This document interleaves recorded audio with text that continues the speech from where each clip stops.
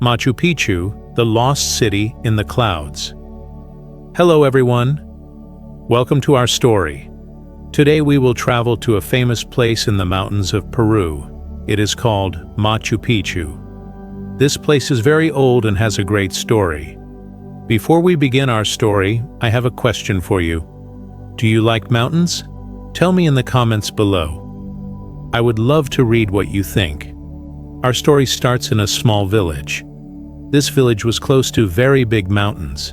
The mountains were green and tall. Clouds often touched the tops of these mountains. In this village lived a young boy named Leo. Leo was 10 years old. He had brown eyes and black hair. Leo loved looking at the mountains. He always wondered what was at the very top. Leo lived with his grandfather, Marco. Marco was an old man. His face had many lines. These lines told stories of his long life. His hair was white like the snow on the highest mountains.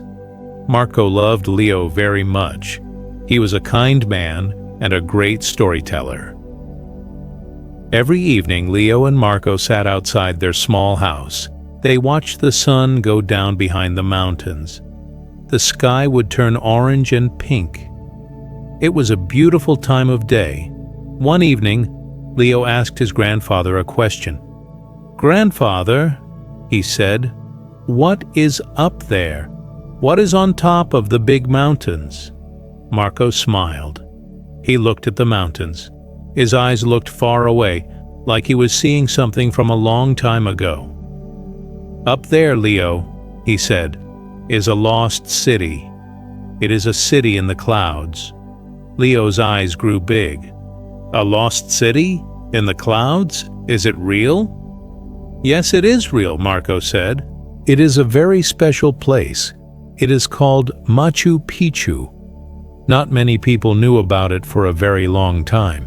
The trees and the clouds kept it a secret." Leo was very excited. "Can you tell me the story? Please, grandfather. Tell me the story of the lost city." Marco nodded slowly. "Yes, Leo, I will tell you the story. It is a long story. It is the story of our people from long, long ago. They were called the Incas. They were smart and strong people. They built the city in the clouds." And so, Marco began his story. Leo listened very carefully. He did not want to miss a single word. The story of Machu Picchu starts a very long time ago. More than 500 years ago, the people who lived in this part of the world were the Incas. The Incas had a great king. He was a very powerful man. He was the leader of a big land. The Inca king wanted to build a special place. He wanted a place that was close to the sun, the moon, and the stars. The Incas believed these were gods. The mountains were also very important to them. They were sacred. So the king decided to build a city on top of a mountain. It was a place for him to rest. It was also a place for important ceremonies, a place to be close to the gods. Building a city on a mountain is not easy. It is very hard work. The mountain was steep. There were no roads like we have today. There were no big machines to help. The Incas had only their hands, strong ropes, and simple tools. The Incas were amazing builders. They were very clever. They looked at the mountain. They saw the big stones. They decided to use these stones to build their city. They cut the stones into big blocks. They cut them so perfectly that they fit together. They did not need to use anything to hold the stones together. The stones fit like pieces of a puzzle. A big stone puzzle. Many people worked on the city. They worked for many years. They worked in the sun and in the rain. They carried heavy stones up the mountain. It was slow work, but they were strong and they worked together. They were building a city for their king. They were building a city for their gods. They built houses with stone walls and grass roofs. They built temples. Temples were special buildings. They were places to talk to the gods. The most important temple was the Temple of the Sun. It had a special window. At a certain time of year, the sun would shine directly through that window. The Incas were great watchers of the sky. They understood the sun and the moon. The city was not just houses and temples. The Incas were also great farmers. But how do you farm on a mountain? The sides of a mountain are very steep. The Incas had a smart idea. They built steps on the side of the mountain. These are called terraces. On these flat steps, they could grow food. They grew corn, potatoes, and other vegetables. They also made channels to bring water to their farms. The water came from the mountain springs. They were very smart to use the water from the mountain. Life in Machu Picchu was busy. People woke up early with the sun. The farmers went to the terraces to work. The women cooked food and made clothes. The priests prepared for ceremonies in the temples. Children played in the open spaces. It was a city full of life, high up in the clouds. The city was beautiful. From the city, you could see everything. You could see other mountains all around. You could see the river far below. The river looked like a silver snake moving through the green valley. Often the city was above the clouds. It looked like an island in a white, soft sea. It was a peaceful place, a quiet place. The Inca king and his family would come to Machu Picchu to rest. They would escape the busy life of the big capital city. In Machu Picchu, they felt close to the sky. They felt protected by the mountains. Leo was imagining everything. He could see the Inca people. He could see them building the stone walls. He could see them farming on the green steppes. "Grandfather," Leo asked, "if it was such a wonderful place, why is it a lost city? What happened to the people?" Marco looked at Leo. His face was serious now. "That is a big question, Leo, and nobody knows the answer for sure. It is a mystery." He continued the story. For about 100 years, people lived in Machu Picchu. It was their home. It was a happy place. But then, things changed. New people came to the land of the Incas. They came from a country far away across the big ocean. They had different ideas. They had different weapons. There was a lot of fighting. The world of the Incas started to change. It was a difficult time. Slowly, people began to leave Machu Picchu. Maybe they left to go fight. Maybe they left because there was not enough food. Maybe a disease came to the city. Or maybe they just decided to go to a new place, a safer place. No one wrote down the reason, so we don't know for sure. One by one, the families left the city in the clouds. They packed their things and walked away. The city became empty.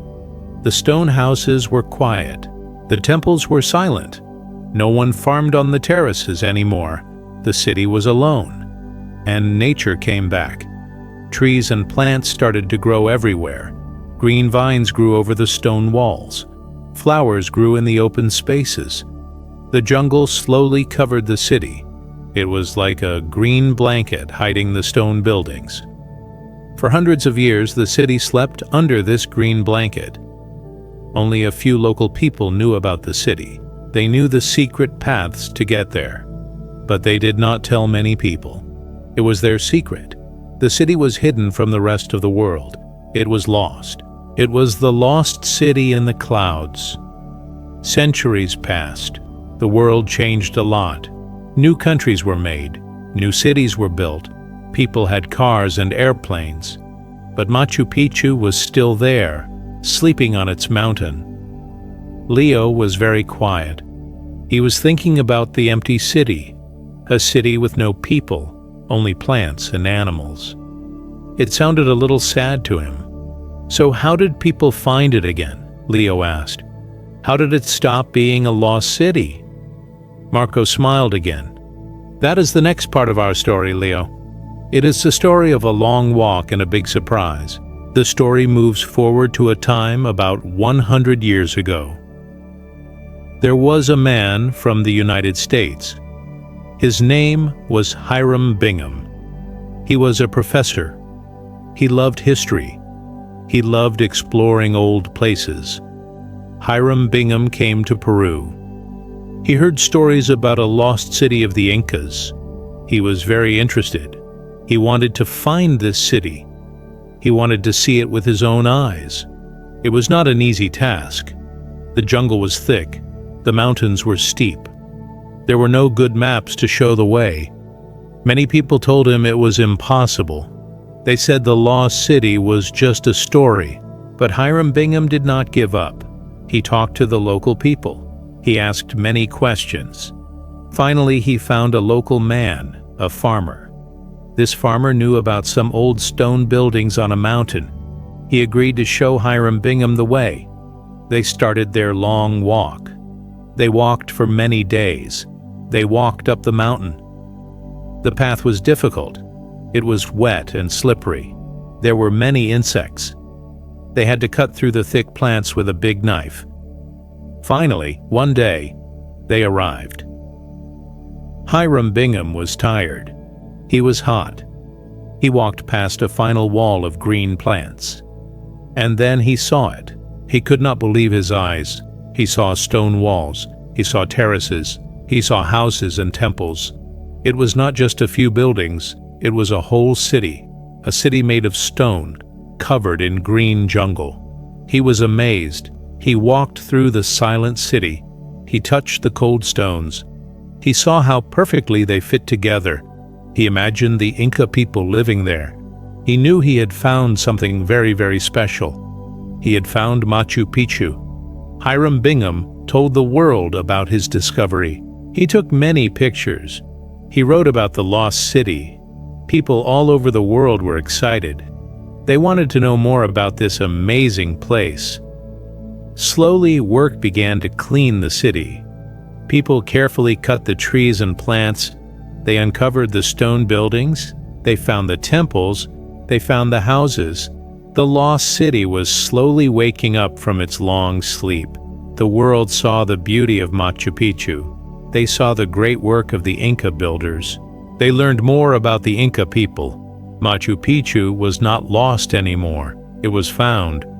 Leo was happy. So the city is okay now? People can visit it? Yes, Leo, said Marco. Today, Machu Picchu is one of the most famous places in the world. People come from every country to see it. They walk on the same paths as the Incas. They see the stone houses. They look at the mountains from the Temple of the Sun. Marco's eyes were full of pride. When people visit, they feel something special. The air is different up there. It is quiet. You can hear the wind. You can feel the history. You can feel the spirit of the Inca people. He continued, tourists come on buses and trains now. It is much easier than the long walk of Hiram Bingham, but the feeling is still the same. When you see the city for the first time, it is a moment you will never forget.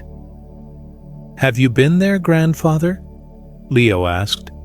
His voice was soft. Marco nodded. Many times, Leo. When I was a young man, I was a guide. I took people up the mountain. I showed them the city. I told them the stories, just like I am telling you now. Marco looked at the mountains. The sun was almost gone. The sky was a deep blue. The first stars were starting to appear.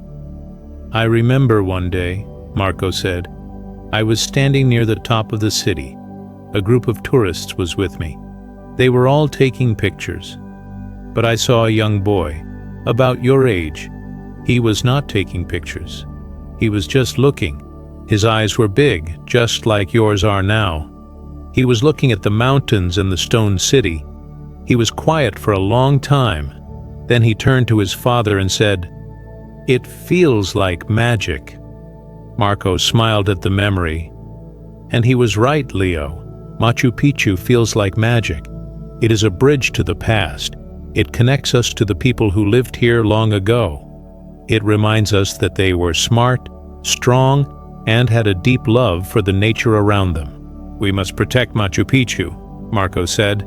His voice was serious again. "It is a treasure. It is a gift from the past. We must be careful with it. We must make sure it is here for our children and their children for many, many years to come." Leo was silent. He was thinking about the whole story. The story of the Incas who built the city. The story of the city sleeping under a green blanket. The story of the man who found it again. And the story of the magic that people feel when they visit. He looked at the dark mountains. He could not see a city, but now he knew it was there. It was not just a mountain anymore. It was a mountain with a secret, a mountain with a story. "Grandfather," Leo said, "one day will you take me to Machu Picchu? I want to see the lost city in the clouds. I want to feel the magic." Marco put his arm around Leo. He pulled him close. "Yes, Leo," he said. "One day when you are a little older, we will go together. We will walk the stone paths. We will see the Temple of the Sun, and I will tell you even more stories. It will be our special trip."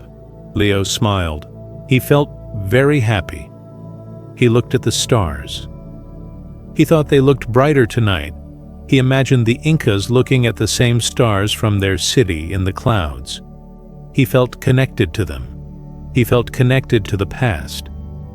The story of Machu Picchu was not just a story about old stones. It was a story about people. It was a story about dreams. It was a story about a place that was lost and then found. A story that was now a part of him.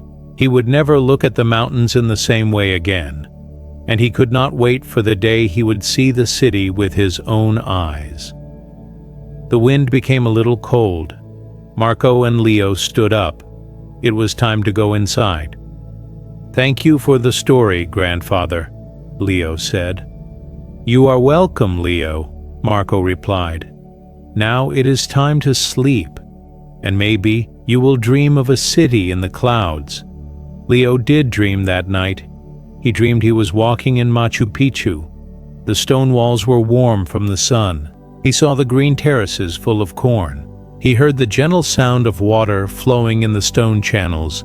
He saw big, beautiful birds flying in the blue sky. He was not afraid. He felt at home. It was a good dream. The years passed. Leo grew older. He never forgot his grandfather's story. He read books about the Incas. He looked at pictures of Machu Picchu. His dream to visit the city grew stronger every day. Marco grew older too.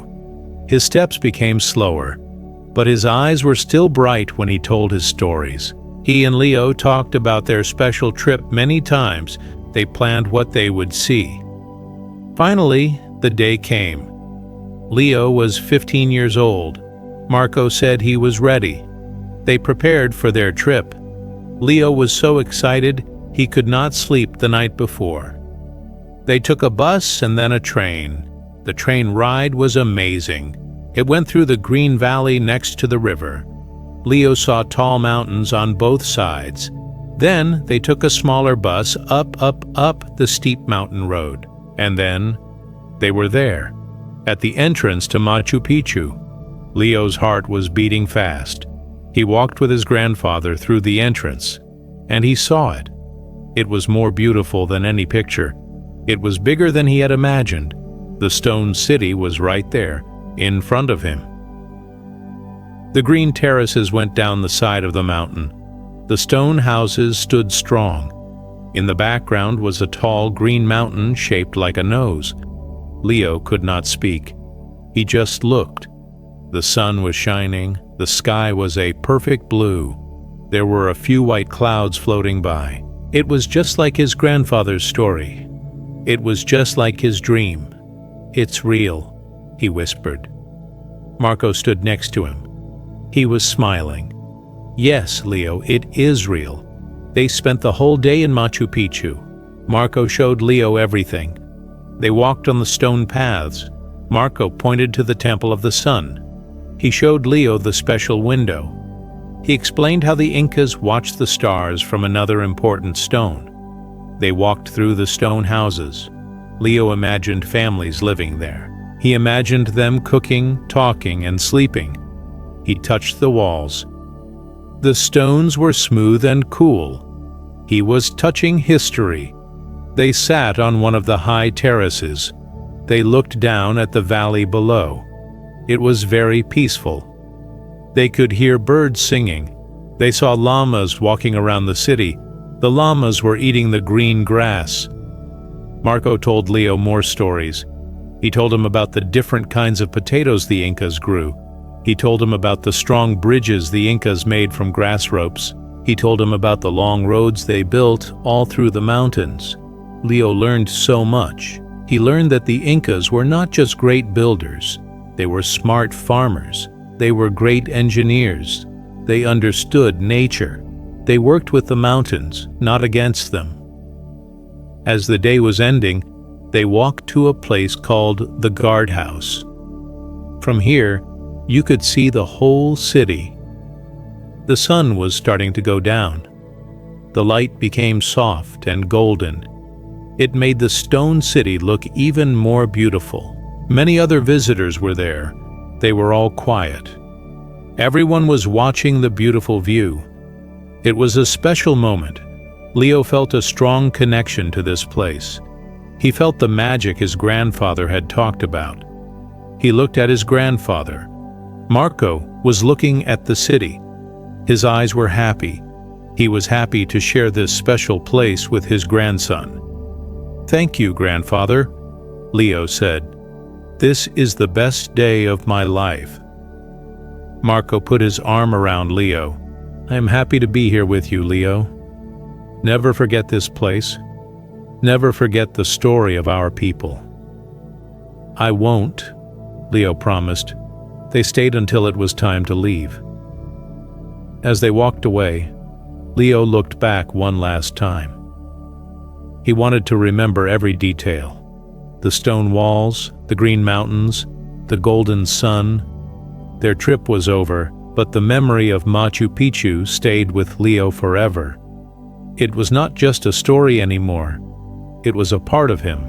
Leo continued to live in his small village. He still looked at the mountains every day. But now, when he looked, he smiled. He knew the secret that was hidden in the clouds. He knew that on top of the mountain was a beautiful stone city, a city that tells a story of a great people, a city that was lost and then found, a city that shows us the magic of the past. And he knew that the story of Machu Picchu would be told for many, many years to come. He would tell it to his own children one day. The story, just like the stone city, would last forever. Thank you for listening to our story today. I hope you enjoyed it. If you liked our story, please subscribe to our channel for more stories to help you learn English. See you next time.